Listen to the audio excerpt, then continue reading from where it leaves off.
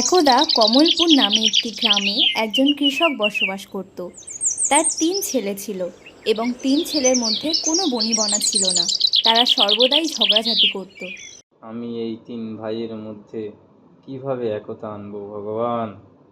এই রকম যদি চলতে থাকে তাহলে আমি চলে যাওয়ার পর বাইরের লোকেরা তো এদের সুবিধা নেবে, এদের সরলতার সুযোগ নেবে।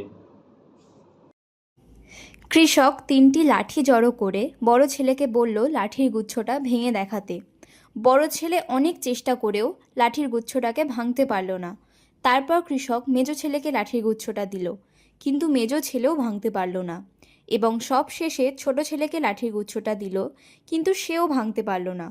এরপর কৃষক তার 3 ছেলেকে একটি করে লাঠি দিল এবং এগুলোকে ভেঙে দেখাতে বলল, এবং 3 ছেলে লাঠিগুলি সহজেই ভেঙে দিল।